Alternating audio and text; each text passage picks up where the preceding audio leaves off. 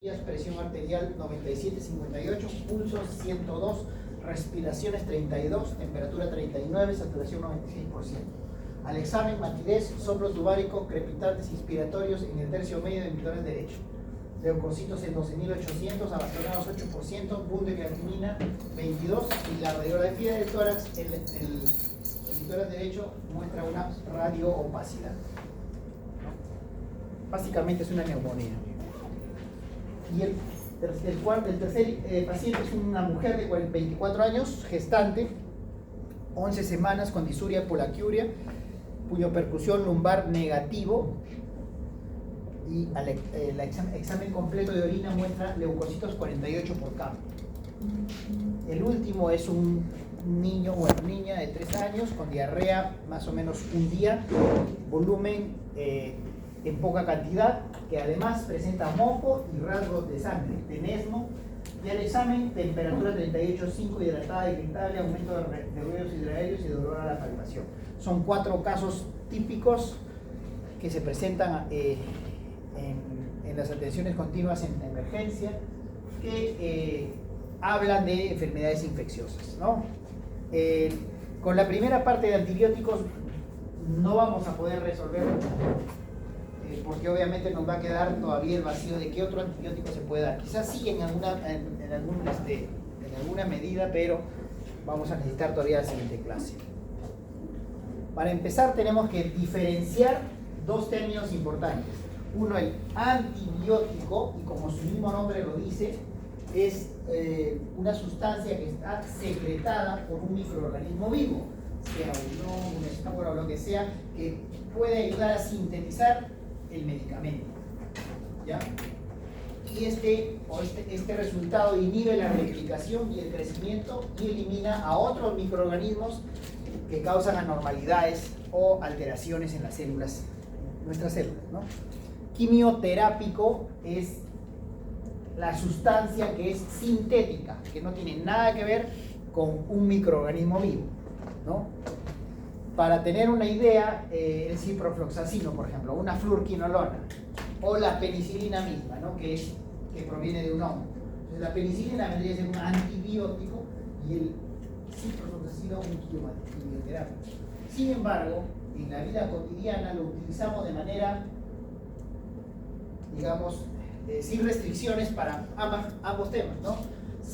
Decimos, voy a comprar antibiótico cuando uno va a comprar de repente una ciprofloxacina, ¿no? O algún medicamento que no está o no proviene de un microorganismo vivo, pero esa es la definición real. El grado de acción definitivo o final se divide en dos: bacteriostático o bactericida. Su mismo nombre lo dice. Bacteriostático es porque inhibe el crecimiento, o sea, ya no se va a replicar más, ¿de acuerdo? Y obviamente la infección va a ceder, ¿no? Y esta inhibición puede ser reversible, ¿no? Puede ser reversible, deja de tomar y vuelve a crecer, ¿no? En cambio, el bactericida, no, el bactericida es un fármaco que va a causar la muerte del microorganismo. ¿Ya? Esa es la diferencia básica. Y el espectro de acción tiene que ver con la potencia prácticamente del antibiótico, ¿no? O a qué gérmenes va a atacar, mejor dicho. Si es que nosotros tenemos un medicamento que va a atacar solamente a uno o dos gérmenes, por decirlo así, o sea, algunos pocos, el espectro es muy estrecho. Cuando ataca un poco más de gérmenes, es de un espectro estrecho. Y luego, cuando ya tenemos antibióticos o quimioterápicos que van a atacar a gram positivos, gram negativos en grupo, ya estamos hablando de un espectro amplio. Y cuando atacamos gérmenes que quizás no mueren con otros antibióticos, ya es espectro extendido, ¿ya? Entonces, mientras mayor es el espectro, por decir así, nosotros vamos a tener un medicamento que tenemos que utilizarlo con mayor cautela, ¿no? Porque mientras más antibióticos usemos, los gérmenes, que también son seres vivos y que también aprenden igual que nosotros, aprenden a desarrollar mecanismos que hacen que sean resistentes. ¿ya? Bien, respecto a la historia de antibióticos, la historia de antibióticos data de muchos años atrás. Y por decir así, vamos a poner el corte en 1847. En 1847, en Viena, un hospital de Viena, apareció un médico llamado Ignaz Semmelweis. ¿Qué era él? Era un obstetra, o sea, un médico ginecobstetra prácticamente, ¿no? Y atendía partos y, bueno, pacientes que estaban en edad de dar a luz, ¿no? Él observó que las pacientes que daban a luz en el hospital donde él trabajaba tenían 20 veces más infecciones puerperales que las pacientes que daban a luz en sus casas con parteras o en un centro no hospitalario e incluso en otros centros. ¿Y esto por qué se dio? Y eso lo entendió él posteriormente. En ese hospital, que era un hospital docente, se formaban médicos y los médicos hacían prácticas en el mismo hospital con cadáveres. Entonces, para obviamente aprovechar la mayor cantidad de tiempo, ellos hacían prácticas con cadáveres en el mismo sitio, en otro ambiente, y luego pasaban a atender a los pacientes y a los partos en otro ambiente, y muchas veces sin hacer el cambio o recambio de ropa respectiva. Entonces, encontró que los gérmenes que estaban presentes en estos cadáveres también estaban presentes en esos pacientes que atendían. Entonces, su descubrimiento fue un boom, porque obviamente eso implicaría de que los médicos prácticamente serían los que estarían ocasionando las infecciones en este gran número de pacientes, ¿no? Y obviamente él propuso tomar alguna medida. En 1862 aparece ya Louis Pasteur y propone ciertas medidas digamos, a tomarse para poder disminuir la propagación de los gérmenes, ¿no? Y ustedes ya saben que instituye lo que es la pasteurización, ¿no? En 1865, afianzado por lo que Ignaz Semmelweis mencionó, ya Joseph Lister, aparte de utilizar guantes que en aquel entonces eran hechos de caucho, propuso utilizar el ácido carbónico ya como un desinfectante, entre comillas, para realizar las tareas o pasar de un lugar en el cual estaba contaminado a otro lugar donde no estaba contaminado. Pero el ácido carbónico, que puede ser un antiséptico potente, también dañaba las manos de las personas que en ese entonces trabajaban, ¿no? Y eso es un poco lo que es la historia del antibiótico.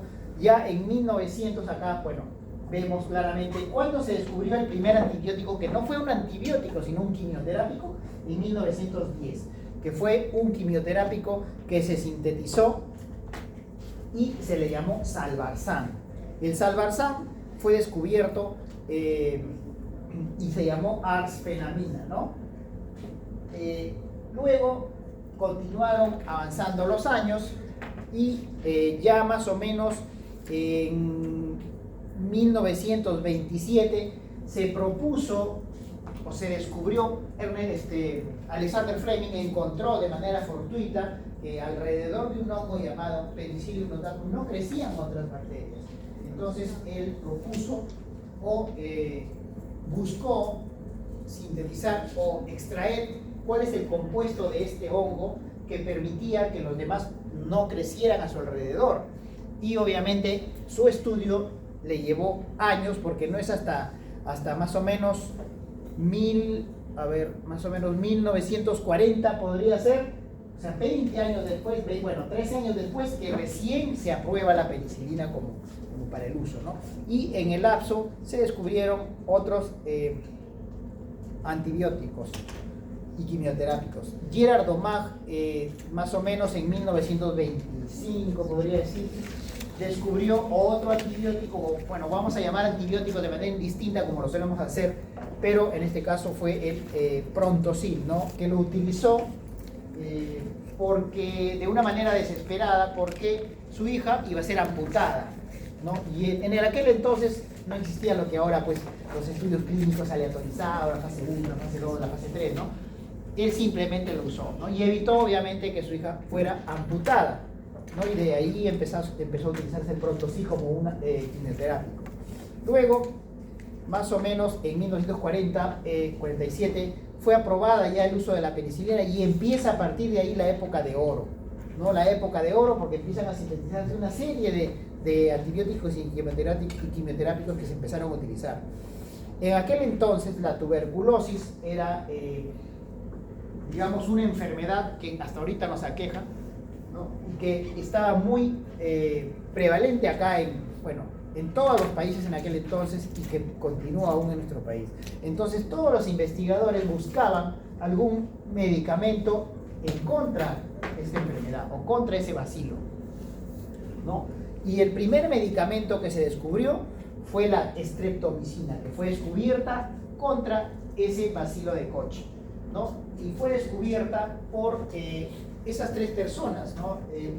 Selman Waksman, Albert Schwartz y Elizabeth Booby. Esas tres personas, las dos últimas, trabajaban para Selman Waksman, que era el dueño, por decir así, del laboratorio, y tenía alumnos a su servicio. Quienes descubrieron en realidad la streptomicina fueron Albert y Elizabeth Booby, quienes después de hacer las pruebas lo presentaron, y obviamente quien da la cara al final, por eso es que están los tres, fue el dueño del laboratorio, ¿no?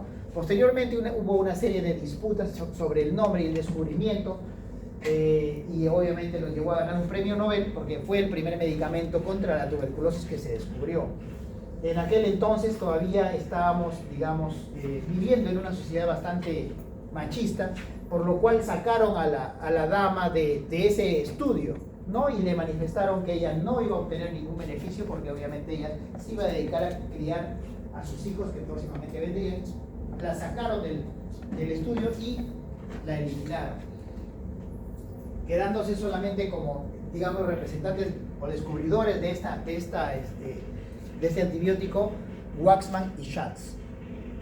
Luego siguieron avanzando los años y aparecieron más o menos en 1980, ya cercano a las épocas, antibióticos de espectro extendido. ¿Y por qué van apareciendo, por qué van descubriendo nuevos antibióticos? Por lo que les digo, o sea, nosotros, los médicos o las personas, utilizamos los medicamentos, en este caso antibióticos, de manera indiscriminada. Y al utilizarlo de manera indiscriminada, ¿qué hacemos? Incrementamos o le damos las armas a las bacterias para que ellas desarrollen también mecanismos de defensa, mecanismos de resistencia. Tanto así que se han venido utilizando medicamentos a diestra y siniestra por nosotros mismos. Y en 1980 aparecen estos antibióticos que son los carbapenémicos, que son antibióticos ya de espectro extendido. Actualmente, ¿dónde estamos? ¿En qué época nos encontramos? Pues nos encontramos en la era resistencia antibiótica, en la era en el que el antibiótico muchas veces, y seguimos haciéndolo así, lo utilizamos como si fueran paracetamoles, ¿no? Ahora, ¿quién va y compra una amoxicilina a la farmacia porque está con la gripe? Todo el mundo. Por último, mejor dicho, ya nadie la compra, ahora van y compran amoxicilina con ácido clavulámico, de frente. ¿Por qué la amoxicilina? Dicen, no, ya no me hace nada. Claro, no me hace nada porque obviamente en realidad nosotros hemos hecho que todos esos gram positivos sean resistentes a la que en algún momento se volvió algún. Lo mismo se hace se hace en el hospital con la ceftriaxona, ¿no? La ceftriaxona, que es una cefalosporina de tercera generación, se usaba a diestra y siniestra en el hospital, ¿no? Todo paciente llegaba, infección, fiebre, ceftriaxona. No sabían qué tenía, ceftriaxona. Y hay obviamente memes, uno me pongo a buscar a veces y veo, ¿no? Señor, ya tome ceftriaxona, use ceftriaxona para todo. No, doctor, pero tengo ceftriaxona. Para todo se le da ese medicamento, y eso es una cefalosporina de tercera generación, ¿eh? Pero ya está apareciendo la resistencia, sobre todo en estos gram negativos que son las E. coli para la infección urinaria, que son Ble positivos o resistentes a carbapenemasas también. Bien, acá tenemos 4 grupos de los cuales provienen los antibióticos. Del actinomyces, que son la mayor cantidad de antibióticos, tenemos lincosamida, cloranfenicol, aminoglucósidos, glicopéptidos, tetraciclinas, de otras bacterias, mupirocina, monobactámicos, polimixina, de los hongos tenemos penicilina, cefalosporina, ácido fucílico y sintéticos, y acá tenemos los nitrofuranos, las quinolonas que les mencioné, las sulfonamidas como el salvarsac y los azoles. Son 4 grupos de los cuales se obtienen los antibióticos. Ahora, esto es un poco de manera más detallada la forma en cómo fueron apareciendo los antibióticos desde 1900 aproximadamente, ¿no? Acá tenemos 1944, 1975, todos estos antibióticos fueron apareciendo de manera progresiva, desde el año 1900 como está en la gráfica inicial. Ahora,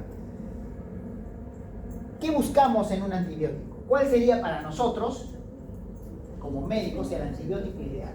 Número 1, un antibiótico o un quimioterápico o un fármaco que genere la mínima resistencia posible, para que yo pueda utilizarlo de manera continua, ¿no?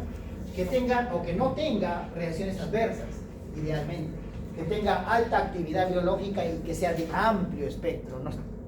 Cuando no quisiéramos un medicamento que tenga una mínima resistencia antibiótica y que sea efectivo contra todos los, digamos, gérmenes que tuviéramos. Que tenga una toxicidad selectiva, es decir, que, digamos, podamos utilizarlo solamente para matar al germen y no para matar a las células que nosotros tenemos, ¿no? Que tenga alto índice terapéutico, que tenga alta especificidad, que no cause reacciones de hipersensibilidad, como la penicilina, cefalosporinas, ¿no? Que tenga alta solubilidad y permeabilidad para que pueda hacer o pueda pasar a nuestro sistema a través de sanguíneo mucho más rápido, que esté disponible tanto por vía oral y por otras vías, que sea hidrosoluble, que se acumulen los macrófagos para que pueda continuar haciendo efecto luego de haber sido consumido, etcétera. O sea, hay un montón de requisitos, pero nosotros con todos esos requisitos sabemos que no existe pues un medicamento como tal. Nosotros sabemos que o buscamos un fármaco o un antibiótico que genera la mínima resistencia, pero quizá ese medicamento no va a ser efectivo para todos los gérmenes que yo quiero cubrir. Y si yo quiero darle para más gérmenes, va a tenerse la posibilidad de generar resistencia, o vamos a tener mayores efectos adversos, etc. Entonces, en lo que respecta a la bacteria, para poder eliminarla, para poder matarla o inhibir el crecimiento, vamos a tener diferentes formas de hacerlo. ¿Por qué? Porque ella, para vivir, necesita varios escenarios, ¿no?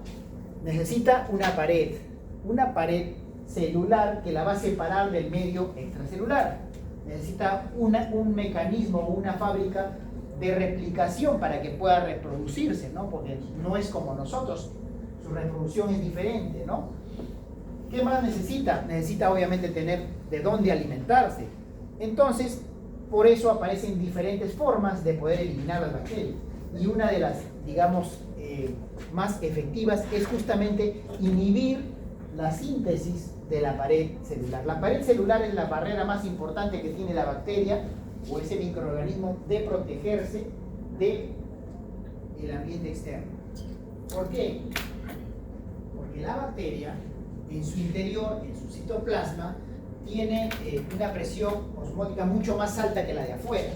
Entonces, cuando nosotros la eliminamos o la despojamos de su membrana, todo lo que está afuera va a entrar y se va a llenar de tanto líquido, porque obviamente va a tratar de compensar la presión osmótica, ¿no? Con la externa, obviamente por difusión, y va a reventar, va a eclosionar, ¿no? Entonces, esa barrera que tiene la bacteria es la que es más importante para que ella pueda sobrevivir. Por lo tanto, los investigadores, los científicos dicen, ok, es lo primero que tengo que atacar. Y aparecen una serie de medicamentos que hacen eso. A la cabeza están los beta-lactámicos, que son inhibidores de la síntesis de la pared. La vancomicina, que es un glucopéptido. La isoniazida, la etambutol, la ciclosilina, la tionamida, la citracina, la polimixina, que todos ellos van a intervenir en la síntesis de la pared. ¿Ok? Y por lo tanto, todo fármaco que inhiba la síntesis de la pared va a ser bactericida o bacteriostática? Bactericida. Así es. ¿Por qué? Porque obviamente ya le dijimos que al perder su impermeabilidad con el medio externo va a eclosionar, a explotar la bacteria, ¿no? ¿Qué más? Bueno, ahí también tenemos los que alteran la membrana celular. ¿Los que alteran la membrana celular serán bactericidas o bacteriostáticos? Estáticos. ¿Ah? El mecanismo es el mismo. Si bien es cierto, la membrana está bien formada, pero al llevar el medicamento hacia la bacteria, su pared va a ser alterada. Y al ser alterada, va a pasar lo mismo. Va a filtrarlo de afuera hacia adentro y va a reventar nuevamente. Ahora, los que inhiben la replicación celular, ¿van a ser bactericidas o bacteriostáticos? Así, a ciencia, digamos, cierta, podríamos decir que es bacteriostática. ¿No? ¿Por qué? Porque simplemente va a dejar de crecer o de replicarse, pero ya está viva, no la vas a eliminar. La que ya está, está. ¿De acuerdo? Pero no se va a poder replicar. Pero como no puede replicarse, no va a poder sobrevivir como una colonia, porque nuestras células van a eliminarlo. ¿De acuerdo? Entonces, todos los fármacos que actúen a nivel de la replicación celular van a ser bacteriostáticos de todas maneras. Sin embargo, algunos, a pesar de ser bacteriostáticos, también tienen una acción bactericida. Cuando desarrollemos los medicamentos, uno por uno vamos a ver por qué. Igual los que están acá, todos estos fármacos que inhiben la replicación, la transcripción, la traslación y todo lo que tiene que ver con la síntesis de proteínas para la replicación bacteriana van a ser bacteriostáticos y van a impedir el crecimiento o la colonización, ¿ya? Acá tenemos otro grupo que son los antimetabolitos, que son aquellos que van a intervenir en la formación o en la síntesis de diversos componentes que la bacteria necesita para poder continuar viviendo, ¿no? Entonces, hay algunos fármacos que intervienen en esa síntesis, como la sulfonamida, el trimethoprim, la dapsona, ¿no? Ellos impiden que dentro de la bacteria se dé el metabolismo para que se pueda obtener ciertas sustancias que necesita la bacteria para vivir. Entonces, si se impide ello, tampoco va a continuar replicándose en la bacteria. Entonces, todos estos mecanismos hacen que la bacteria muera o deje de reproducirse. Entonces, si nosotros tenemos acá una bacteria en la cual tenemos un citoplasma que es hiperosmolar, ¿no? Que para una gram negativa es 5 y para una gram positiva es 20, por lo tanto, si para una gram positiva es 5 y para una gram positiva es 20 y para una gram negativa es 5, ¿qué pared va a ser más gruesa? La de la gram positiva, porque tiene que tolerar más presión. ¿De acuerdo? Entonces la membrana de la pared de la gram positiva va a ser mucho más gruesa. ¿De acuerdo? O sea, el péptido glicano de esta pared va a ser mucho más gruesa, ¿no? Entonces, justo esa es la diferencia y el por qué nosotros vamos a tener un medicamento que de repente es activo para gram positivo, pero no tanto para gram negativo. ¿De acuerdo? Entonces, la pared va a ser así como la ven ustedes, ¿no? Los gram positivos, hay una pared celular muy gruesa, como ven, formada de un péptido glicano, ¿no? Que está compuesto por D-alanina y monamina y lo protege del ambiente externo. ¿De acuerdo? En cambio, en una gram negativa no. Una gram negativa es como si tuviera, digamos, dos membranas, ¿no? Una membrana plasmática, luego viene el péptido glicano que es igual a este, pero más delgadito. Si fuera ahí, la bacteria sería muy sensible y podría morir rápidamente. Pero tiene afuera como una nueva membrana, ¿no? Es una membrana lipídica que tiene porinas. Y estas porinas, igual, para que el fármaco llegue a reventar este péptido glicano que protege a la bacteria, tiene que atravesar primero la membrana lipídica. Y ese es el problema, porque esta bacteria desarrolla mecanismos que evitan que el fármaco pase esa membrana lipídica y nunca llega a la membrana. Por lo tanto, va a ser más difícil manejar pacientes con bacterias gram negativas que gram positivas. Entonces, los mecanismos de acción, que ya los vimos hace un momento, los vamos a detallar a continuación y ustedes ya los van a ir viendo conforme vamos desarrollando cada grupo farmacológico. Hoy día solamente nos deberíamos abocar a estos medicamentos. Vamos a darle una repasada a todos, pero vamos a abocarnos a los que inhiben la síntesis de la pared, ¿no? Y acá tenemos, por ejemplo, acá habíamos dicho que la bacteria, por ejemplo en este caso la gram positiva, tiene un péptidoglicano que protege a esta misma membrana, es una pared celular, ¿no es cierto? Ese péptidoglicano está formado por muramina y por glucosamina, pero para que la muramina y la glucosamina se unan, tiene que haber una reacción, y esa reacción se llama transpeptidación, ¿ya? O sea, y para que exista N-acetilmuramina y N-acetilglucosamina, primero tienen que ser sintetizados en algún momento y en algún lugar de la bacteria misma, ¿no? Porque están allá afuera y allá afuera no crecen, crecen dentro. La bacteria los sintetiza dentro y luego las lleva hacia el exterior, donde hace la última reacción, que es la transpeptidación, y ahí tenemos la pared celular. Entonces, ¿dónde se sintetiza la acetilmuramina y la glucosamina? Dentro. Acá tenemos una capa lipídica, o sea, y dentro sintetiza los componentes, ¿no? Entonces, si yo inhibo la síntesis, sea de muramina o glucosamina, como ven acá por la fosfomicina de la muramina y por la cicloserina de la alanina, ¿qué vamos a tener? Que no vamos a tener uno de los compuestos que están allá, por lo tanto va a inhibir la síntesis de la pared. Y aquí actúa, por ejemplo, la fosfomicina y aquí actúa la cicloserina. Ese es un mecanismo de acción. Otro mecanismo de acción es, esto está aquí afuera. Para que pase tiene que haber alguien que lo transporte, porque obviamente va a pasar por este medio que está acá, que es hidrofóbico. Entonces tiene que haber una proteína de transporte. Esa proteína de transporte viene, coge los componentes y los saca hacia el exterior, ¿no? Entonces, si yo inhibo esa proteína de transporte, tampoco voy a tener los compuestos para poder formar el peptidoglicano. ¿Quién trabaja ahí? La base hidrasina. Luego, una vez que la proteína de transporte saca, tiene que regresar por más, no solamente lleva uno. Quien inhibe esa circulación va a ser la vancomicina, ¿no? También interviene en la síntesis de, o en la síntesis de la pared. ¿Aló? ¿Aló? Sí, dime. Hola, dime.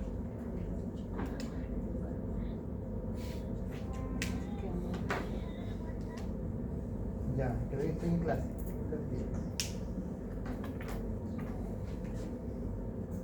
Entonces, y finalmente, una vez que esos componentes que van a formar el peptidoglicano están afuera, tienen que entregarse para la transpeptidación.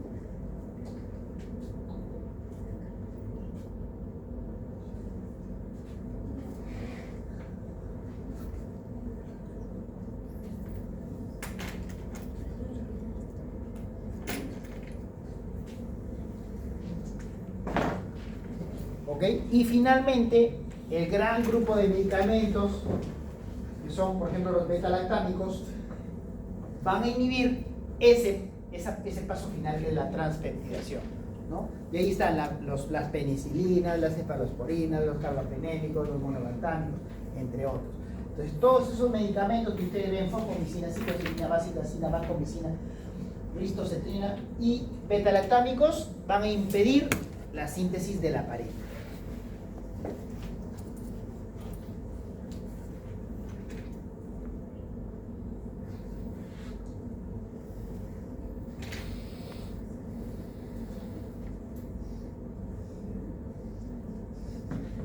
Luego, los que alteran la membrana ya formada, ya transpeptidada, ya ok, puede ser alterada y puede formar grietas. Y acá tenemos la polivixina, la daptomicina y la nistatina y anfotericina. Es la segunda, target, ¿no? Luego tenemos la síntesis de proteínas. La síntesis de proteínas, todas las proteínas en la bacteria se dan gracias a su sistema de replicación, ¿no? Que tiene que ver con los ribosomas. Y los ribosomas tienen una subunidad 50S y una subunidad 30S, que juntas hacen una subunidad 70S. ¿De acuerdo? Hay fármacos que inhiben, por ejemplo, como los macrólidos, inhiben la forma en que se agregan los diferentes bases, ¿no? Por lo tanto, la proteína que está sintetizándose no es la correcta. Entonces, al sintetizarse una proteína incorrecta, esa replicación va a quedar incorrecta también. ¿Qué más? Las tetraciclinas, por ejemplo. Las tetraciclinas lo que hacen es cambiar el sitio de la unión en la subunidad 30S para la lectura de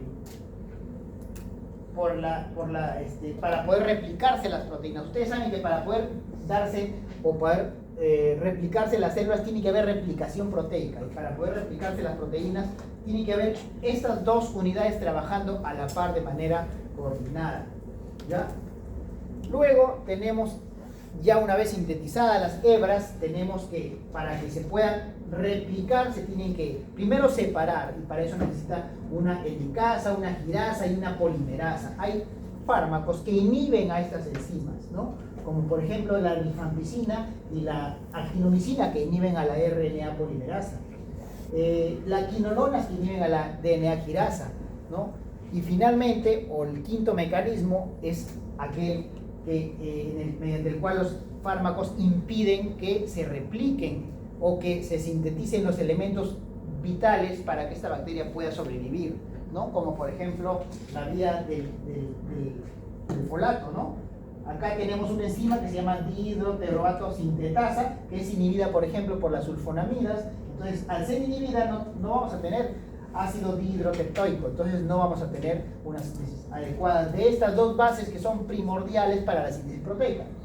O cuando inhibimos la dihidrofolato reductasa por el trimetropin, ¿no? También igual no tenemos las bases que son más importantes para poder formar proteínas, que son bases púricas y bases pirimidínicas.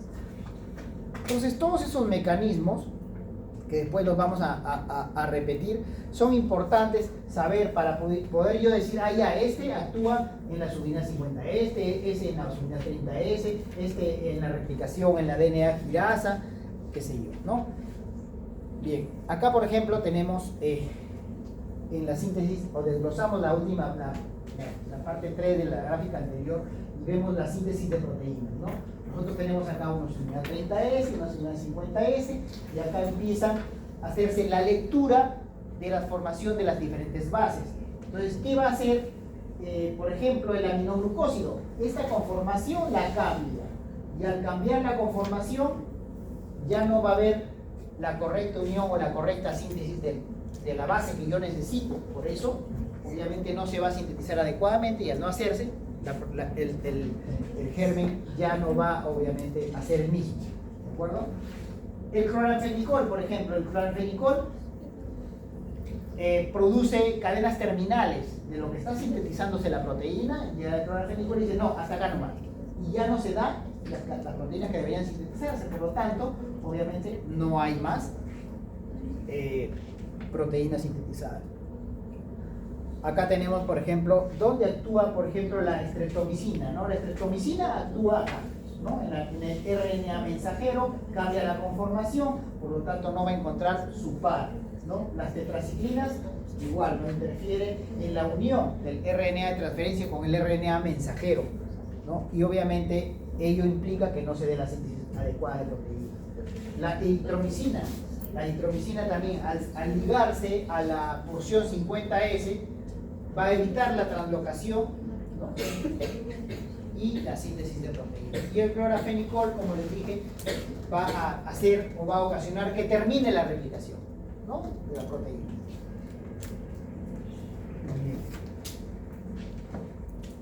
En lo que respecta a la, por ejemplo, a la polimixina o la daptomicina, ¿qué es lo que va a ocasionar? Va a ocasionar disrupción en la membrana que ya está formada, y al ocasionar disrupción va a hacer que el germen también muera, ¿no? El gráfico de acá es el desdoblamiento prácticamente de la inhibición de la síntesis de productos necesarios, como son las bases púricas y pirimidínicas para la bacteria. Bien. Esto es, digamos, explica el mecanismo de acción de los péptidos antimicrobianos. Los péptidos antimicrobianos son un grupo diverso de pequeñas proteínas bioactivas, como dice acá, ¿no? Y son parte de la primera línea de defensa de nuestro cuerpo. O sea, no son, digamos, antibióticos como tal. El uso de péptidos antimicrobianos requiere la alineación de la microbiología, la química, medicinal y las estrategias de desarrollo preclínico, ¿no? Para la síntesis de nuevos antibióticos. Ahora, una vez que nosotros tenemos dónde actúa, ya el hombre descubrió cómo hacer vulnerable a la bacteria. Y ahora toca a la bacteria descubrir cómo hacerse resistente a lo que descubre el hombre, ¿no? Y por ejemplo acá, para bacterias gram positivas, ¿cómo es que la bacteria gram positiva genera resistencia? ¿Cómo es que ese estreptococo de repente neumonía y ahora es resistente a la amoxicilina cuando antes no lo era, ¿no? Bien, acá tenemos una bacteria gram positiva, acá tenemos un beta-lactámico.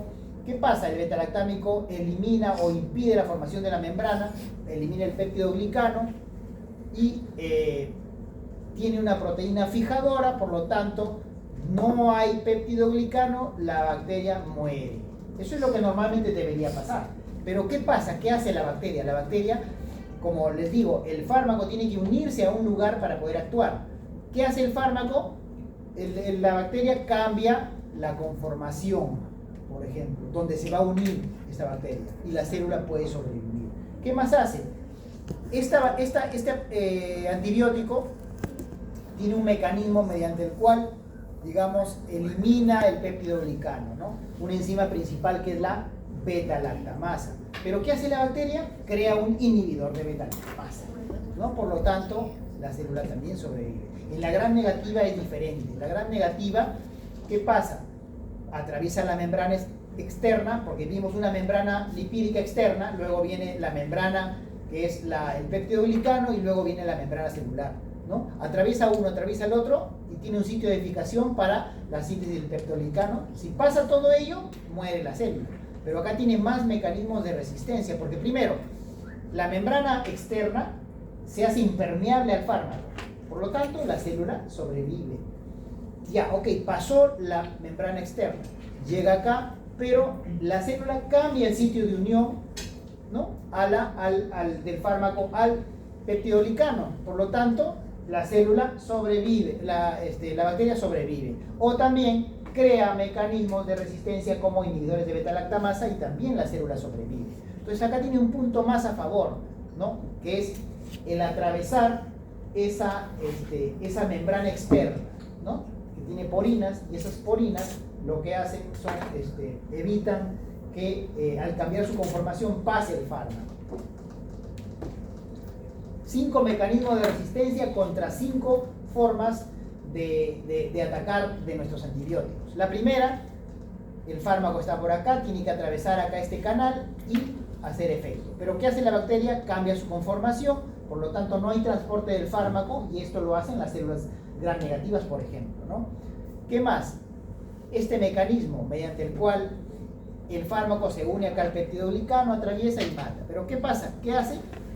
El germen desarrolla una enzima que elimine la principal arma del antibiótico y se protege, ¿no? Y este es un inhibidor de beta-lactamasa, por ejemplo.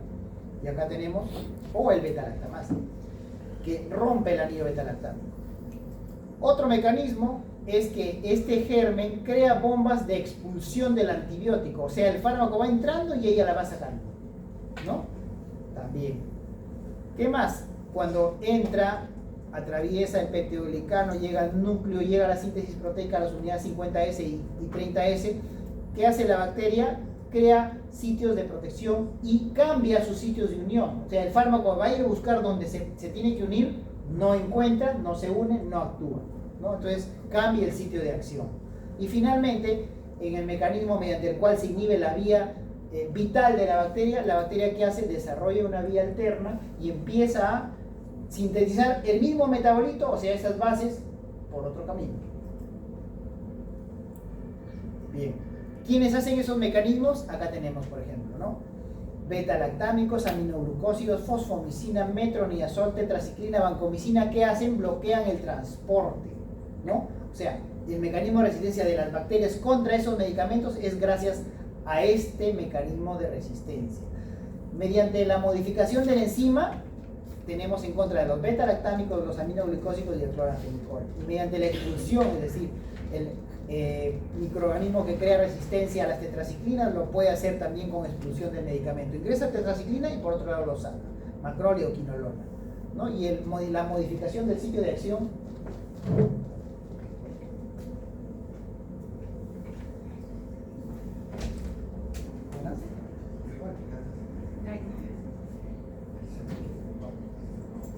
Ay, ya con razón no sentía raro. No, no hay problema,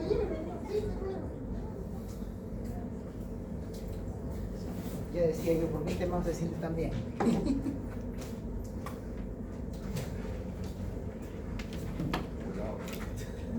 Ya decía yo, ¿por qué se siente tan bien? Okay. Entonces ustedes ven cómo las bacterias, ¿cuáles son los principales medicamentos que van a destruir a las bacterias?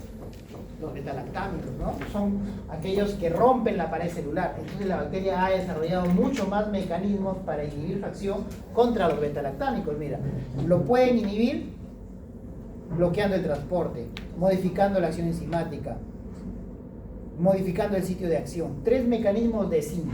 Y finalmente, mecanismos para creación de vías alternas contra el trimetropin y las sulfas. Eso ya lo vimos. Ahora, ejemplo de resistencia. La resistencia antibiótica, jóvenes, es un aspecto muy importante que nos debe preocupar como médicos, ¿no? Ustedes ahorita están terminando y bueno, cuando terminen, hagan su especialidad y vayan a un hospital, quizás ya ni exista la amoxicilina, la ceftriaxona, la cefurozima, ¿no? Ya estemos a diario con ertapenem, imipenem, ¿no? Y obviamente es preocupante porque la bacteria está desarrollando mecanismos de resistencia mucho más rápido que lo que el hombre va descubriendo otros fármacos en contra de estas bacterias. Y esto es un equilibrio que tiene que mantenerse a favor nuestra. Es preocupante ver, mira, Campylobacter jejuni. El Campylobacter jejuni es un germen que ataca generalmente a los niños, a los pequeños que tienen diarreas disentéricas, ¿no? Antes, las quinolonas eran, digamos, la panacea para estas infecciones. Hoy, de 2 niños, solo uno, o de 2 jóvenes, solo uno va a ser sensible a fluoroquinolona. El Escherichia coli, que es la infección más frecuente, o el germen mucho más frecuente, 80-90% de pacientes que tienen infección urinaria tienen Escherichia coli. Antes utilizábamos amoxicilina para esos pacientes. Hoy ya no se puede, porque el 60% de las Escherichia coli es resistente a las aminopenicilinas. Hoy tenemos que ir por otro más, ¿no? Y ya se está desarrollando resistencia para aquellas amoxicilinas que tienen el ácido clavulánico, 15%. ¿Ves? Y así, mira, Streptococcus pneumoniae, 40% es resistente a penicilinas. O sea, ya no podemos utilizar a diestra y siniestra penicilina para un paciente con neumonía en el hospital, ¿no? Aparentemente, según este ejemplo. Por lo tanto, cuando nosotros utilicemos un antibiótico para un paciente, tenemos que tener en cuenta, primero, que debemos primar por la monoterapia. ¿Por qué? Porque es importante controlar la resistencia antibiótica. O sea, lo primero que tenemos que buscar es un fármaco único que sea efectivo contra ese germen. Y en segunda opción, una terapia combinada, ¿no? Entonces, la opción de tratamiento habitual en una infección bacteriana es una monoterapia. Lo otro sería una alternativa, ¿no? Segunda opción, segunda línea. Este es un estudio que muestra qué tan útil puede ser el sinergismo con cefoxitina contra diferentes bacterias como Pneumoniae, Klebsiella pneumoniae y Escherichia coli. Y se encontró que la sensibilidad cuando se utiliza ambas es mucho más alta. Bien, entonces empecemos con los inhibidores de la pared bacteriana, principalmente lo que son penicilinas, ¿no? Acá tenemos los que van a impedir que esta pared, este peptidoglicano se sintetice. ¿Cuáles están acá? Están las penicilinas, los carbapenémicos, los monobactámicos, las cefalosporinas, ¿no? Todas estas son las que vamos a ver hoy. Y algunas se asocian con un potenciador. En este caso puede ser ácido clavulánico, puede ser cilastatina, puede ser ¿cómo se llama? Ahorita se me acuerda. Bueno, entonces generalmente nosotros tenemos el mecanismo de acción. El mecanismo de acción, ¿cuál es? Se va a unir al péptidoglicano y va a bloquear la transpeptidación. O sea, inhibe la transpeptidación y activa ciertas enzimas hidrolíticas que hacen que esa bacteria muera, explote. ¿De acuerdo? Entonces, nosotros tenemos acá la conformación de una bacteria que ya la vimos y es diferente tanto para un gram negativo como un gram positivo. Para un gram positivo el daño va a ser mucho mayor. Entonces ya podemos ir pensando que una penicilina va a ser mucho más efectiva para un gram positivo que para un gram negativo. Lo cual no implica que no lo sea. ¿Y por qué lo digo? Porque va directamente al péptidoglicano. No hay nada por encima que lo proteja. ¿De acuerdo? En cambio, casi hay una membrana externa que protege del ingreso. Ese es un factor.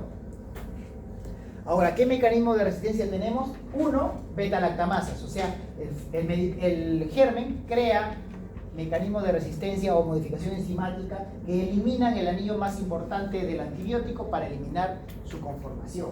Y es beta-lactamasa. Y de beta-lactamasa hay varios tipos. Hay penicilinasas, o sea, que eliminan el efecto de la penicilina, carbapenemasas, que eliminan el efecto de los carbapenémicos, o cefalosporinasas, que eliminan el efecto de las cefalosporinas. ¿De acuerdo?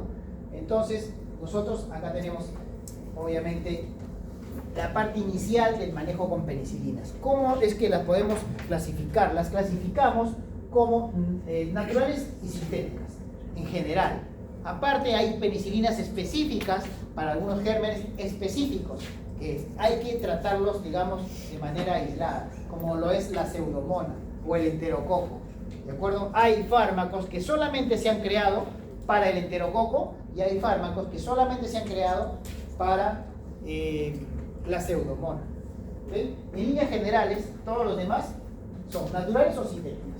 Naturales son las penicilinas, las que derivan directamente del hongo, ¿no? Y ahí tenemos las penicilina G. La penicilina G es la que se utiliza vía parenteral.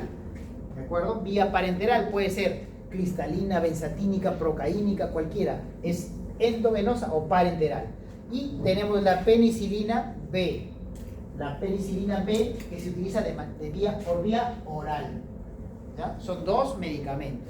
Al final de las dos clases vamos a ver un esquema que nos va a recomendar, que es antiguo obviamente, pero igual recomienda qué tipo de penicilinas son las que vamos a utilizar, porque ellos se basan primero, según el principio anterior, en usar lo primero, penicilinas, ¿no? Bien, luego vienen las sintéticas, y como primer puesto en las sintéticas están las de espectro ampliado. ¿Cuáles son las de espectro ampliado? La amoxicilina o la ampicilina, que son semisintéticas. Estas se les dice que son de espectro ampliado porque amplían hacia bacilos gram negativos. O sea, las primeras estaban contra cocos gram positivos y contra cocos gram negativos y algunos anaerobios, pero no contra bacilos gram negativos. Un bacilo gram negativo, por ejemplo, ¿alguien me puede decir? ¿Alguien que haya pasado microbiología? ¿O todavía no lleva? Ya llevaron, ¿no? Mycobacterium bacilo gram negativo. Otro un poco más sencillo, porque Mycobacterium tiene sus fármacos específicos. E. coli, el más fácil, el más común. E. coli es un bacilo gram negativo y es lo que les mencioné, ¿no? E. coli ahora desarrolla resistencia a la amoxicilina. Y, ojo, esta se creó justo para ese germen, para E. coli. Pero ahora el E. coli se ríe de la amoxicilina, ¿no? Pero inicialmente fue para ello, ¿no? De espectro extendido, ¿por qué? Porque se extendió a bacilos gram negativos como el E. coli, justamente. Luego tenemos aquellos que salen del esquema de las penicilinas para gram positivo, gram negativo y se convierten en los que son resistentes a beta-lactamasa. ¿Qué significa? Que si el germen, digamos, tiene la manera de inhibir la actividad del fármaco mediante beta-lactamasas, este es resistente. ¿Y cuáles son? La dicloxacilina, oxacilina y cloxacilina. Son resistentes a beta-lactamasas. Sin embargo, se crea otro tipo de resistencia para este tipo de medicamentos, que es la resistencia OXA. Esa resistencia OXA es una resistencia también, ¿no? Ahora, ¿para quién se crean estos? Para algunos gram positivos meticilinos sensibles. Pero como les dije, la bacteria también avanza y crea resistencia a meticilina. Por lo tanto, hay un gran grupo de fármacos que se crean solamente para aquellos pacientes que tienen infecciones por estafilococo meticilino resistente. ¿Okay? Y finalmente aquellas penicilinas que se crearon solamente para pseudomonas. ¿Cuáles son? Piperacilina y ticarcilina, ¿no?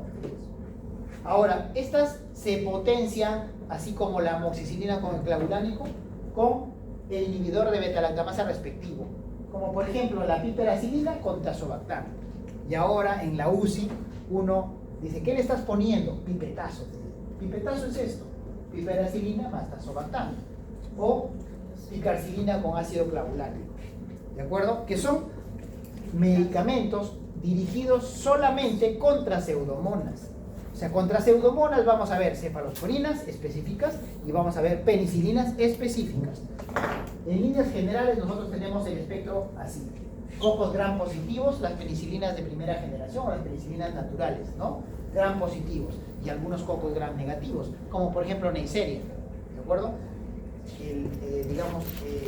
La penicilina G era muy útil para Neisseria, para gonorrea. Y luego tenemos la amoxicilina para gram negativos. Para lo que son estafilococos aureus, tenemos las oxa, el grupo de oxacilina, dicloxacilina y cloxacilina, pero en el caso de que sean un estafilococo aureus meticilino sensible. Si es meticilino resistente, significa que tiene resistencia a oxa, por lo tanto ninguno de estos va a ser efectivo. Y también para Haemophilus influenzae, Helicobacter pylori, E. coli, entre otros. Ok. Finalmente, como les dije yo, estos últimos creados para las pseudomonas. Entonces, en lo que respecta a los gérmenes, nosotros vamos a tener este gran grupo de gérmenes, ¿no? Los gram positivos y los gram negativos. Esos son nuestros dos grupos de gérmenes. Gram positivos y gram negativos. Gram positivos van a ver bacilos, cocos y comas o prolongaciones. Y gram negativos igual, bacilos, cocos y punto y coma o comas, ¿no? Como el Helicobacter pylori. Entonces, ¿a quién va, a qué gérmenes van a ir a atacar las penicilinas naturales? Las penicilinas naturales van contra los bacilos y cocos gram positivos, no para los curvos, ¿no? Acá básicamente son cocos y bacilos gram positivos, y acá para los diplococos nada más. Pero no coge gram negativos bacilos ni comas, ¿de acuerdo? Ahora, los de espectro ampliado ya cogen esos excepto Pseudomonas serratia, ¿de acuerdo? Y obviamente nada que ver con enterococo ni estafilocoqueta. Ahora, estos fármacos que están, estos gérmenes que están acá, ¿serán o no serán sensibles a penicilina? El micoplasma y el ureaplasma. ¿Qué opinan? No necesitan en realidad pensar mucho. ¿Son sensibles o no? ¿Por qué? ¿Por qué? Entonces, ¿por qué van a ser sensibles si que la penicilina ataca la pared? No, es algo lógico, no puede equivocarse en eso, ¿no? Porque se supone que si un fármaco no tiene pared, o sea, no necesita ese mecanismo de defensa, yo le doy una penicilina, no me sirve, ¿no? Porque no va a actuar en ningún sitio, no tiene dónde, no tiene pared, no tiene péptido glicano. Bueno, entonces seguimos avanzando, ya estamos en espectro ampliado, y luego vienen los antiseudomonas, ¿no? Y luego vienen los que son específicamente para enterococo fecalis y faecio, y para los estafilococos resistente a meticilina, que son, digamos, medicamentos especiales. Ahora, cefalosporinas, que también son betalactámicos, pero tienen un anillo de betalactámico también, pero diferente al de la penicilina. La dividimos mucho más sencillo, en generaciones, y tenemos de primera, de segunda, de tercera. El mecanismo de acción es igualito al de la penicilina. se une al peptidoglicano, bloquea la transpeptidación y activa enzimas hidrolíticas. Exactamente igual. Los mecanismos de resistencia que la bacteria desarrolla contra este germen, este antibiótico, es el mismo también. Sin embargo, la modificación del sitio de acción es diferente, ¿no? Acá tenemos una beta-lactamasa diferente, que es una cefalosporinasa, que les había dicho, y mediante bombas de flujo que expulsan el medicamento. Acá tenemos también lo mismo que en las penicilinas. ¿Recuerdan las penicilinas? Las más básicas iban contra gram, las más básicas, gram positivos. Igual acá, mira, las más básicas contra gram positivos. Principalmente, por eso está la flecha que está más ancha. Y poco contra gram negativos. ¿Ya? Igual, conforme van aumentando en generación, van haciéndose cada vez más fuertes contra gram negativos, igualito que las penicilinas, pero con diferente nombre, porque este es de primera, de segunda, de tercera, de cuarta y de quinta generación. Básicamente, nosotros tenemos que recordar primera, segunda y tercera, porque los de cuarta y quinta son específicos. Cuarta generación contra Pseudomonas. Quinta generación contra estafilococo meticilino resistente. No hay otra opción. O sea, para el estafilococo meticilino resistente tenemos como primera opción, como una opción, tenemos a la ceftalorina. O sea, la ceftalorina se utiliza para estafilococo aureus meticilino resistente. Pero volviendo nuevamente, ok, los de primera generación, ¿cuáles son? Cefazolina, cefalexina, ¿no? Ellos van contra gram positivos principalmente y contra algunos pocos gram negativos, ¿no? Las de segunda generación como cefuroxima ya van contra un poco más de gram negativos y contra un poco menos que los anteriores en gram positivos. Y cuando llegamos a la tercera, donde está la famosa ceftriaxona, ¿y por qué se utilizaba mucho la ceftriaxona? Porque justamente hay un gran grupo de bacilos gram negativos causantes de las hospitalizaciones, y esta es la E. coli, ¿no? ¿Y por qué? Porque esta coge más gram negativos como esa que gram positivos. Sin embargo, no deja de cogerlos también. Y cefepime contra Pseudomonas. En general, nosotros tenemos que estos fármacos de cefalosporina son mucho más resistentes a las beta-lactamasas. O sea, para que la bacteria desarrolle resistencia, tiene que trabajar un poco más. Tienen mayor espectro, menor vida media, y es una gran alternativa contra la penicilina, pero a la vez hay un efecto que tenemos que tener en cuenta, que es la reacción cruzada. Sin embargo, esto no es absoluto. No significa que si es alérgico a penicilina va a ser alérgico a cefalosporina. Y eso hay que sacarlo de la cabeza, porque en el medio, en el mundo real, tú preguntas, señor, ¿alérgico a penicilina? Sí, ok, automáticamente le dicen, ya no le pongas cefalosporina, lo cual no debe ser así, porque la reacción cruzada es 1%. Si una paciente, si 100 pacientes son alérgicas a penicilina, solo una de ellas va a tener penicilina de cefalosporina. ¿De acuerdo? ¿Y por qué les digo? Porque ocurre a diario en el hospital. El antibiótico profilaxis se utiliza cefazolina o cefalotina.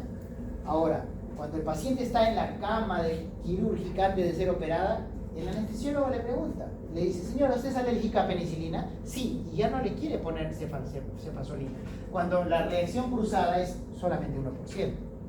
¿Qué debería hacerse? Una prueba de sensibilidad, y si es sensible, no se le pone, y si es que no es sensible, le deberíamos poner. Porque, ¿qué pasa? No se le pone una cefalosporina de primera generación para profilaxis. ¿Qué hacen? Le ponen una clindamicina u otro medicamento, generando más resistencia antibiótica. Ok. Ojo, estos no cubren atípicos, ni listeria, ni enterococo. Entonces, esta actividad o esta comparación la podemos ver aquí en este cuadrito también. Primera generación, muchos gram positivos, uno que otro gram negativo. Segunda generación, ya está más equilibrada la cosa, ¿no? Algunos gram positivos y unos pocos menos gram negativos. Tercera generación, principalmente gram negativos. Cuarta generación, ahí sí agarra todo, pero además Pseudomonas aeruginosa, o sea, un medicamento aparte de la ticarcilina para Pseudomonas. ¿Recuerdan de las penicilinas qué fármaco era activo contra Pseudomonas? Ticarcilina. Acá tenemos cefepime. Y de quinta está dirigido solamente contra meticilino resistente. Y acá está la ceftalorina. Acá tenemos la gráfica de las cefalosporinas. Como les dije, primera generación, todos los coquitos positivos. Principalmente, nada de bacilos ni prolongaciones, solo cocos, ¿no? Y acá tenemos cocos aeróbicos, cocos anaeróbicos. Y de los cocos aeróbicos tenemos estreptococo y estafilococo. Pero estafilococo meticilino sensible. ¿Ya? Y de los estreptococos cogemos los alfa y los beta, que son los hemolíticos. Los que no son hemolíticos no los cogen. Y dentro de estos está acá el potente enterococo, que es uno de los más difíciles de tratar, ¿no? Luego vienen los de segunda generación, que ya empiezan a coger algunos gram negativos, como por ejemplo Neisseria, como Monstera pertussis, Haemophilus, ¿no? Y algunas E. coli. O sea, para estas E. coli ya vienen lo que son las, ¿cómo se llaman estos? Las cefuroxima, ¿no? Que son cefalosporinas de segunda generación. Luego vienen de tercera generación. Y en tercera generación ya casi cubre toditito. ¿Excepto qué? Excepto enterococo. Enterococo no lo coge. Nocardia tampoco, ¿no? Y luego viene cuarta generación. Cuarta generación específicamente Pseudomonas aparte de lo demás, ¿ya? Y quinta generación específicamente estos y los meticilino resistentes, ¿ya? Entonces, ¿qué medicamento cubriría un germen Staphylococcus aureus meticilino resistente? Una ceftalorina. Es una opción de tratamiento. Otro medicamento, ya cuando hablamos de estos, ya son unos medicamentos ya estamos en otras ligas, ¿ya? Estos medicamentos hay que tener mucho cuidado porque prácticamente son nuestra última arma contra los gérmenes. Debemos tener en cuenta y cuidado al utilizarlo porque la resistencia a esto implicaría un fármaco multidroga resistente y no vamos a poder sacar una infección o una sepsis por este tipo de medicamentos resistentes a carbapenémicos. Entonces, ¿qué tenemos acá? Tenemos que el mecanismo de acción similar, ¿no? Se une al péptido glicano en varias zonas, atraviesa, ¿no?, la pared, porque recordemos que estos fármacos básicamente son contra los gram negativos que generan resistencia a estos medicamentos. Y esos gram negativos tienen una pared externa, ¿no? Entonces ellos atraviesan la pared externa, o sea, esa membrana lipídica, y se van directamente a unir al péptido glicano. Bloquean la transpeptidación y activan enzimas hidrolíticas. Acá tenemos los mecanismos de resistencia. Igual, beta-lactamasa. ¿De qué tipo? De tipo carbapenemasa. ¿De acuerdo? Sin embargo, de tipo carbapenemasa, excepto BLE. ¿Qué es el BLE? El BLE es un germen que desarrolla resistencia a beta-lactamasa, pero no desarrolla resistencia a carbapenémicos. ¿De acuerdo? Para desarrollar resistencia a carbapenémicos tiene que tener carbapenemasa. ¿De acuerdo? O sea, si ustedes tienen un germen que diga Escherichia coli BLE positivo, le pueden dar un carbapenémico, porque no genera resistencia a BLE. ¿Ya? Y el BLE positivo es un tipo de resistencia, pero contra beta-lactámicos tipo cefalosporinas y tipo penicilinas, no contra carbapenémicos. Es más, es el mecanismo es el fármaco de elección para eliminar infecciones que tengan BLE positivo. ¿Ya? O sea, ustedes tienen un urocultivo y el urocultivo sale Escherichia coli BLE positivo. Si es BLE positivo, el mecanismo de elección principalmente, si no es sensible a otro, porque generalmente el urocultivo viene con un antibiograma, si no es sensible a otro, el mecanismo o el fármaco de elección sería cualquiera de estos carbapenémicos. ¿De acuerdo? Si genera resistencia al modificar el sitio de acción y las bombas de flujo. En los carbapenémicos tenemos dos grupos solamente. Uno que son los carbapenémicos propiamente dichos, que ahí tenemos tres fármacos: imipenem, ertapenem y meropenem. ¿De acuerdo? Los tres tienen el mismo espectro de acción. ¿Y cuál es este? Cocos gram positivos, bacilos gram positivos, cocos gram negativos y anaerobios, o sea, contra todos, ¿ya? Incluyendo aquellos meticilinos sensibles y algunas pseudomonas, ¿ya? Entonces es un medicamento prácticamente como que debería estar en nuestra última línea de ataque contra las infecciones. Pero obviamente si no tenemos otra opción hay que usarlo. Y el monobactámico básicamente, ojo, el carbapenémico no me va a atacar estafilococo meticilino resistente, ni enterococo, ni nocardia, ni maltófila, ¿ya? No esos gérmenes. Ellos tienen un medicamento específico, ¿ya? Y acá tenemos el monobactámico específicamente para aquellos gram negativos. Acá está la clasificación de las beta-lactamasas.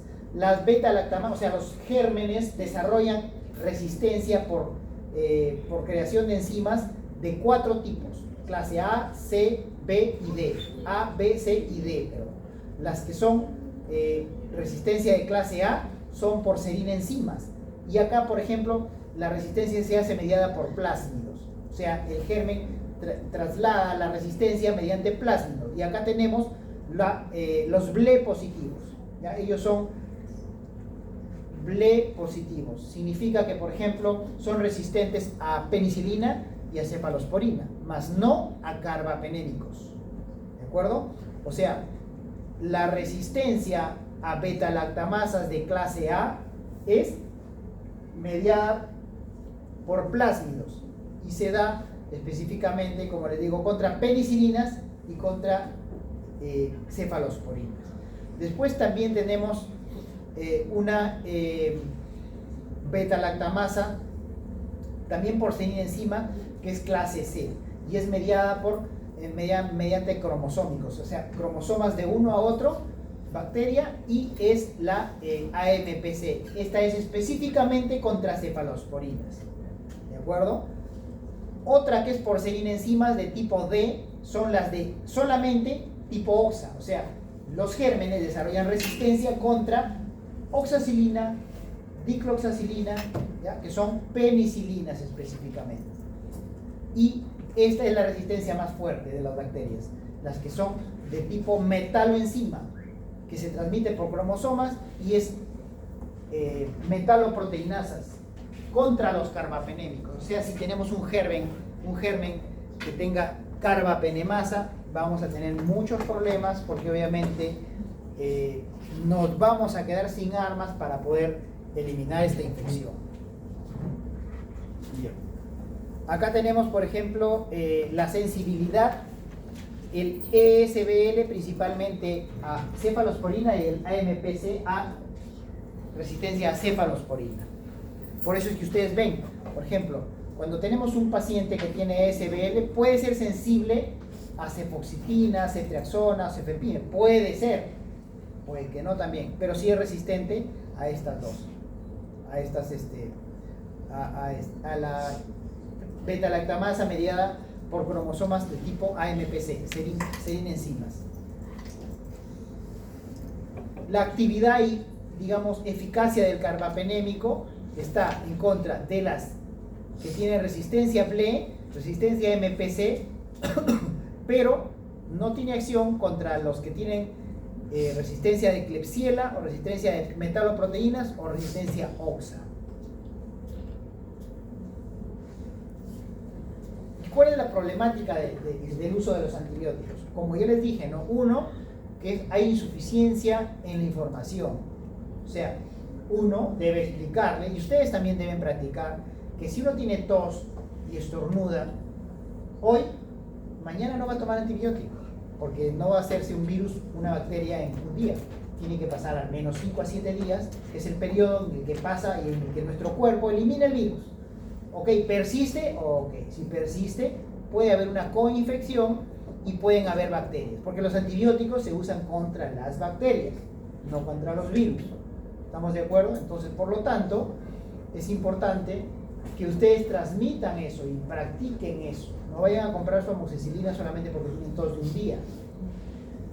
Que el espectro es cambiante. ¿Y por qué cambia? Porque nosotros hemos hecho que eso pase. Nosotros hemos hecho que las personas puedan adquirir o puedan acceder a los antibióticos de manera irracional, lo cual no pasa en otros países, ¿no? Uno, si estás, por ejemplo, en Estados Unidos, tú no puedes ir y comprar en cualquier farmacia amoxicilina, no te venden. Te piden una receta de un médico certificado del lugar o del país. Si no, no te dan. Uso irracional, ya les mencioné, ¿no? Normalmente uno va y toma uno, y por último, ya, tomaste, pero eso no es lo peor es que tomas 1, 2, 3 días, y ya estás bien, ya lo tomas, porque ya no vas a gastar, pues, ¿no? Pero no tomas. Entonces, eso es otro factor. Y eso es lo que pasa también en el hospital. Lamentablemente, la programación no es como debería ser. ¿Y cómo debería ser? Un médico se debería hacer cargo de un paciente durante toda la estancia, para que pueda manejar. ¿Y por qué digo ello? Porque, por ejemplo, viene un médico, pasa visita hoy día y le deja clindamicina con gentamicina. Al día siguiente viene otro y dice, ¿por qué le dan 2? Suspéndele 1. Y le suspende. Y al día siguiente viene otro, ¿por qué le han quitado? Agrégale. Y le vuelve a agregar. Y así en esa va a pasar 7, 6, 8 días y el paciente obviamente se va a sanar porque posiblemente ni siquiera fue bacteriana, ¿no?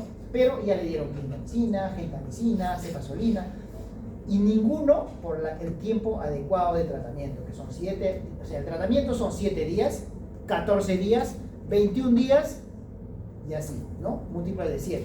Nada de que 10 días, hay que por si acaso, ¿no? 15, no. 7 días, 14 días, 21 días.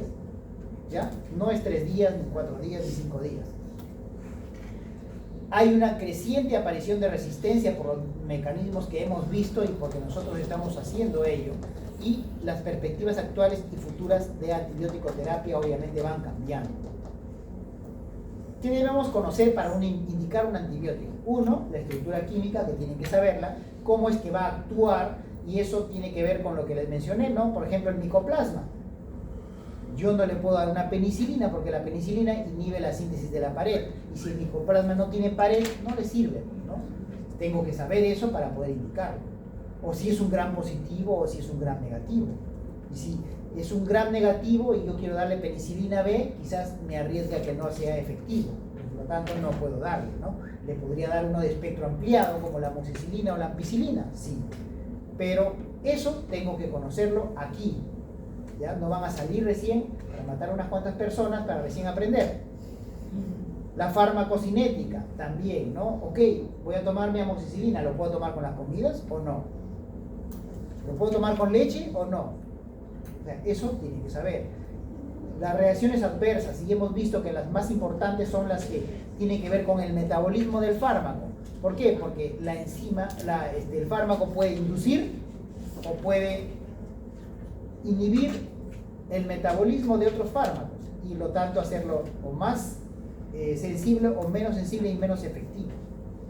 La resistencia bacteriana y el uso clínico real, ¿verdad?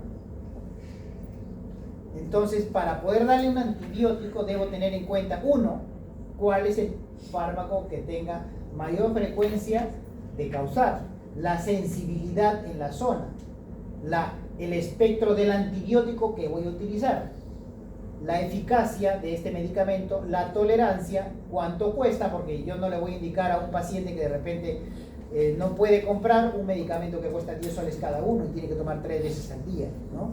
Y la vía de administración, ¿no? Si que no puedo acceder a darle el medicamento, no le puedo indicar tampoco. Esto ya lo vimos, eso también.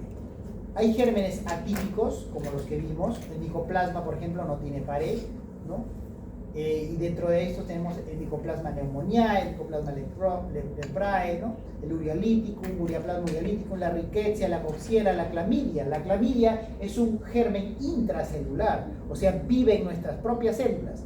Por lo tanto, para eliminar, vamos a eliminar nuestras propias células. Y tenemos que tener un medicamento que trabaje ahí. Un medicamento que trabaja ahí, por ejemplo, es la doxiciclina, ¿no? La doxiciclina elimina gérmenes intracelulares, ¿no? Como clamidia trachomatis, ¿no? Clamidia pneumoniae, entre otros. Acá tenemos un resumen de los diferentes medicamentos que vamos a utilizar o que hemos visto, ¿no? Por ejemplo, acá, enterococo les dije yo que era uno de los gérmenes más difíciles de tratar. Y miren, se dan cuenta acá, ¿por qué? Porque solamente puede ser tratado por ampicilina con sulbactam, por piperacilina y tazobactam, por ceftalorina, por vancomicina, datomicina o linezolid. Solamente esos medicamentos pueden ser útiles para el enterococo. Y meticilino resistente, más aún. Solamente ceftalorina, vancomicina, linezolid y daptomicina. ¿Se dan cuenta? Para gram positivos, ¿dónde están los gram positivos? Acá están, todos. ¿Se dan cuenta que todo es? Por lo tanto, si yo tengo una infección por un gram positivo o por probablemente un gram positivo, no le voy a dar pues una cefalosporina de tercera generación. ¿Cómo se hace? Paciente que viene por neumonía, ¿qué es el estreptococo neumonía? Es un gram positivo. ¿Qué le debería dar? ¿Una penicilina de primera generación o una cefalosporina de primera generación? ¿Pero qué le dan? Ceftriaxona. Ceftriaxona o medicamentos parenterales se deben guardar para pacientes específicos, en momentos específicos. Bueno, esto ya lo hemos visto y ya hemos terminado prácticamente. A ver acá. Clasificación de los antimicrobianos nuevamente, ¿no? Para que ustedes sepan cuáles son los medicamentos, ¿no? Acá, primera generación, acá tienen cefalotina, cefazolina, cefalexina, cefadroxilo, cefadrina, para que tengan medicamentos ahí con qué responder. De segunda generación, cefaclor, cefotetán, acetilcefuroxima, cefuroxima simple, cefomandol. De tercera generación, acá tenemos cefotaxima, ceftriaxona, ceftazidima, cefoperazona, cefepime de cuarta generación y ceftalorina de quinta generación. Ceftalorina contra meticilino resistente, ¿ya? Carbapenémicos, 3 principalmente. En nuestro medio, meropenem, ertapenem y mipenem. Así como a la ticarcilina o a la piperacilina se le asocia tazobactam para disminuir la resistencia, a los carbapenémicos se le asocia cilastatina, que hace el mismo efecto que el tazobactam, el mismo efecto que el ácido clavulánico, ¿ya? Y glucopéptido, la vancomicina, por ejemplo. La vancomicina es un medicamento bastante bueno para meticilinos resistentes, ¿no? La fosfomicina, entre otros. Doctor, una consulta. ¿La cilastatina se puede juntar con los demás o solo con imipenem? Solamente con este, con imipenem. Bueno, y principalmente imipenem, pero con esos carbapenémicos. Pero ya vienen asociados, así como la amoxicilina viene con clavulánico, no puedes comprar tú aparte cilastatina, no, ya viene preparado. Pero es el mismo efecto que el que da el ácido clavulánico o el tazobactam. Y acá tenemos los que inhiben la síntesis de proteínas, ¿no? Inhiben la síntesis de proteínas, pueden inhibir la unidad 30S o la unidad 50S. Al fin y al cabo, inhiben la síntesis de proteínas, ¿no? Y acá tenemos, por ejemplo, los que trabajan a nivel de la 30S, amicacina, streptomicina, canamicina, doxiciclina, que va contra gérmenes intracelulares, tigeciclina. Y acá tenemos los que inhiben las unidades 50S, y acá tenemos linezolid, que va contra, es también meticilino resistente, pidesolid también lo mismo. Tenemos cloranfenicol. El cloranfenicol es un antibiótico de un amplio espectro. El problema es que es dañino, ¿ya? Causa muchos efectos secundarios, por lo tanto ya no se utiliza. Las fidaxomicina, ¿no? Que inhibe la RNA polimerasa, los que inhiben la DNA girasa, como las fluorquinolonas. Y dentro de las fluorquinolonas, las de primera generación y las de segunda y las de tercera generación también. Acá tenemos, por ejemplo, las que utilizamos o que se utilizaban. El ciprofloxacino también es un medicamento que tiene bastante resistencia actualmente, justo por el uso. Uno iba y compraba sin ninguna receta ciprofloxacino. Ahora ya no, ahora ya tiene que comprar levofloxacino, que es de tercera generación. Por lo tanto, debemos tener en cuenta la resistencia cuando vamos a comprar antibióticos. Inhiben la síntesis de ácido fólico. Por ejemplo, el Bactrim ya salió del mercado, o sea, ya no salió, pero ya nadie compra, ¿no? 10 a 15 años atrás uno utilizaba el Bactrim para cualquier infección, ¿no? Pero ahora ya no. Los que dañan el DNA, metronidazol, tilidazol, por ejemplo, los que inhiben la RNA polimerasa, como la rifampicina, la rifabutina, que son fármacos antituberculosos. esto dice que son nuevos fármacos, ¿no? Acá tenemos algunas notas y qué tipo de fármacos son, ¿no? Por ejemplo, hay una tetraciclina nueva, que es esta que está acá, ¿no? Que es aprobada. Ustedes saben que la tetraciclina se utiliza mucho en el tratamiento del acné, ¿no? Este es un nuevo fármaco que ha sido aprobado justo para el tratamiento del acné vulgar, ¿no? ¿Qué otro más tenemos? La plazomicina también, que es un aminoglicósido, que es tratada para neumonías complicadas, ¿no? ¿Qué neumonías? Las que son causadas por gram negativos. Un nitrimidazol, acá está. Acá hay una nueva fluorquinolona, que es el delafloxacino, ¿no? Es un antibiótico de espectro, o quinolona de espectro ampliado, que incluye estafilococo aureus meticilino resistente, ¿ya? Rifamicina no es tan nuevo, se utiliza para la diarrea del viajero. Una nueva cefalosporina acá, igual, ¿no? Para gérmenes gram negativos que son multidrogo resistentes, ¿no? Infecciones urinarias, entre otros. Más medicamentos nuevos que son recién aprobados y algunos están en aprobación. Y estos son los péptidos que se evaluaron anteriormente, que no son antibióticos, como les dije, ¿no? Bien, esto. Ahora debemos ver vancomicina. Ahora, otros inhibidores de la síntesis de la pared son aquellos que están en el grupo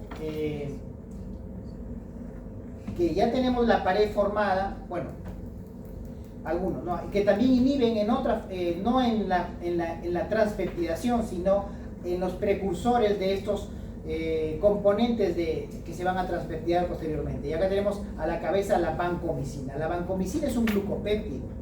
La fosfomicina también impide la formación de los componentes para el péptido glicano, igual que la cicloserina y la vacitracina. Y acá está, ¿no? Acá tenemos, por ejemplo, la fosfomicina, acá, la cicloserina acá, y acá está la vacitracina. Y la vancomicina, que impide acá que transporte y se entregue hacia la transpeptidación. Ese es el mecanismo de la vancomicina. Ahora, estos principalmente en el espectro tienen que ver con gram positivos, algunos cocos gram negativos, algunos bacilos gram negativos y algunos bacilos ácido alcohol resistentes, ¿no? Como para eso es la cicloserina. La fosfomicina, por ejemplo, ¿para qué se utiliza? La fosfomicina es bastante utilizada para infecciones urinarias causadas por Escherichia coli. ¿Qué es el Escherichia coli? Gram negativo. ¿Y cómo se utiliza? Una sola dosis, ¿no? Pero es un medicamento también de amplio espectro y también puede haber resistencia. Por eso no se utiliza como primera opción. La vancomicina, gram positivos, específicamente estafilococo aureus meticilino resistente. ¿Cuál es el mecanismo de acción de la vancomicina? Va a inhibir a los precursores del péptido glicano, como les mencionamos, ¿no? Va a alterar la formación de la pared bacteriana, y al alterar la formación de la pared bacteriana lo que va a hacer es que la bacteria se haga sensible y eclosione y produzca muerte bacteriana. La vacitracina inhibe el transporte, la fosfomicina inhibe las reacciones para transportar a estos componentes hacia el exterior, y la cicloserina inhibe los precursores que van a posteriormente formar el péptido glicano. Mecanismo de resistencia: hay modificación del sitio de acción, hay genes asociados con la resistencia, alteran el transporte y hay bombas de expulsión. Efectos adversos, principalmente con la vancomicina, que puede causar síndrome de cuello rojo, puede ocasionar daño renal. Hay que tener cuidado con el daño a nivel óptico, y en el sistema cardiovascular puede causar taquicardia. El sistema nervioso puede haber psicosis o toxicidad, cefaleas, entre otros. El espectro, como les mencioné, gram positivos, incluyendo estafilococo meticilino resistente. O sea, para el estafilococo meticilino resistente ya tenemos varios fármacos. Uno, y el primer medicamento de elección, para el estafilococo meticilino resistente va a ser la vancomicina. Otro, linezolid. Otro, ceftalorina. Otro, una penicilina que sea sensible, que pueda ir en contra, que es la única que falta. ¿Cuál podría ser? Al menos se toma del trabajo. Acá está. Entonces el tratamiento específico, tenemos dos gérmenes que tenemos que tratar, recordemos. Uno es este y otro es este. Son dos gérmenes importantes y debemos saber cómo tratarlos. Si nosotros tenemos, por ejemplo, en el estafilococo, hay estafilococo meticilino sensible y meticilino resistente. Sensible, muy fácil, dicloxacilina, cloxacilina, oxacilina, cualquiera. Pero cuando es resistente, ahí es el problema. Acá tenemos como primera opción vancomicina. ¿Podemos utilizar fosfomicina? Sí, pero como una segunda opción, por eso lo voy a poner por aquí.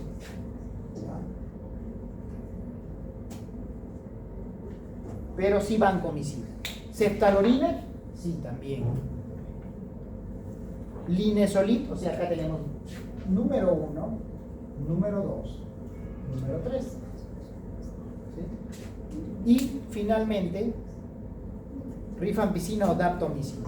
Son los fármacos que son útiles para meticilina o Staphylococcus aureus meticilino resistente.